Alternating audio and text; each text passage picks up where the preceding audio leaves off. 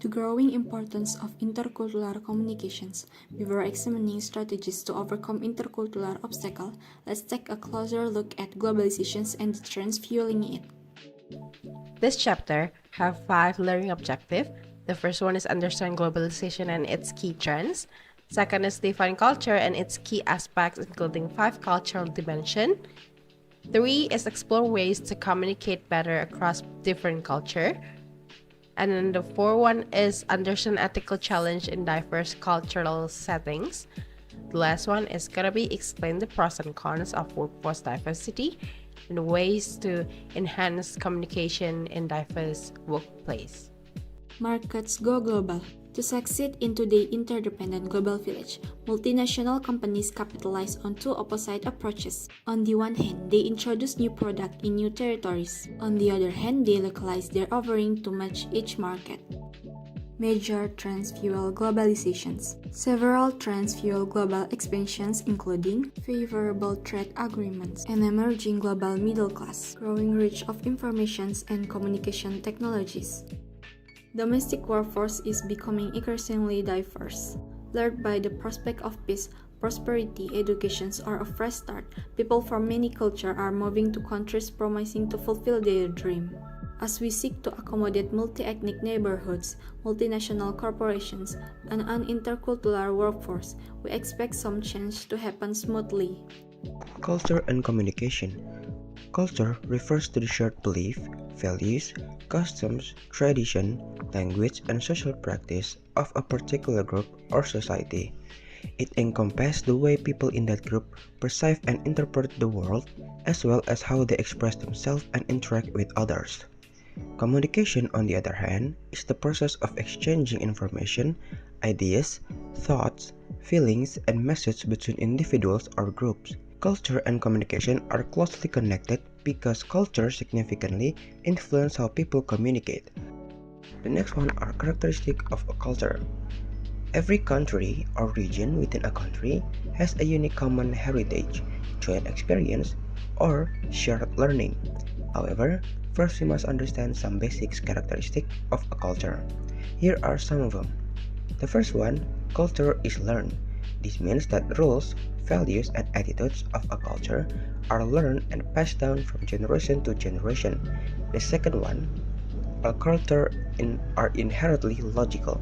This means that culture is a collective set of beliefs, practice, and behaviors within a society. Culture is the basis of self-identity and community.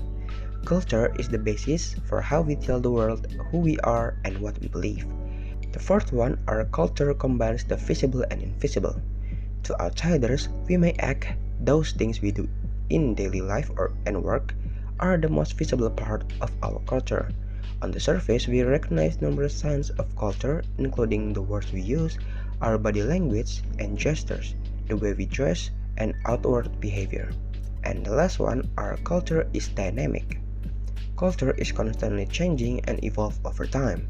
It acknowledges that cultural norms, values, tradition, and behavior are not static, but rather they adapt and transform in response to various influence. The next one are dimensions of cultures. There are 5 key dimensions of cultures. The first one are height and low context. Context is probably the most important cultural dimension and also the most difficult one to define. It is a concept developed by cultural anthropologist Edward T. Hall. In his model, context refers to the stimuli, environment, or ambience surrounding an event. The second one are individualism and collectivism. Members of low context cultures, particularly American, tend to value individualism. They believe that initiative and self-assertion result in personal achievement. Meanwhile, members of high context cultures are more collectivist. They emphasize membership in organizations, groups, and teams. They also encourage acceptance of group values, duties, and decisions. The third one are time orientation. Refers to how different cultures perceive and value time, as well as how they organize their activities and schedules around it. The fourth one are power distance. The power distance index measures how people in different societies cope with inequality. In other words, how they relate to more powerful individuals.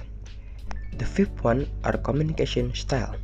Refers to the culturally influenced patterns and norms that guide how individuals from different cultures express themselves, convey information, and interact with others. Here is a figure about high and low context culture country and their characteristic. Becoming interculturally proficient is the process of developing the knowledge, skill, and attitude necessary to effectively interact with people from diverse cultural backgrounds. It goes beyond simply understanding different cultures. It involves the ability to communicate, collaborate, and navigate cultural differences in a respectful and empathetic manner. Strategies for improving intercultural effectiveness. Here are strategies for enhancing intercultural effectiveness. First is building cultural self-awareness. Building cultural self-awareness is an important step toward effective intercultural communication and understanding. It involves gaining insight into your own cultural backgrounds, beliefs, bias, and how they influence your perception and interaction with people from different cultures. Second is curbing ethnocentrism. Curbing ethnocentrism is essential for fostering intercultural understanding and respectful interaction. Third is understanding generalization and stereotyping. Understanding generalization and stereotyping is essential for promoting fair and respectful communication and interaction with individuals from different backgrounds. Fourth is being open-minded. Being open-minded is a valuable quality that encourages receptivity to new ideas, perspectives, experience, and way of thinking. Saving face involves avoiding behaviors or action that might cause embarrassment, shame, or loss of honor in the eyes of others. Next is successful nonverbal intercultural communication. How nonverbal cues affect communication. Nonverbal cues play a significant role in communication, often conveying information and emotions that complement or even override the word we use. Next is technique for achieving intercultural competence.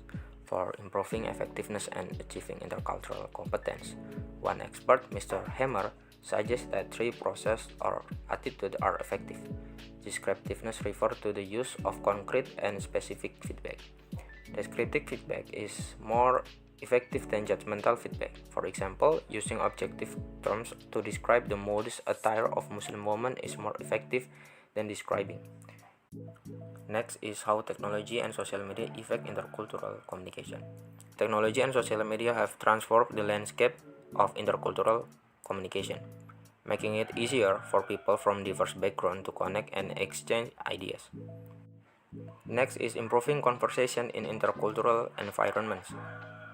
First is enhancing oral communication. Enhancing oral communication skill is crucial for effective and persuasive communication in various personal and professional settings.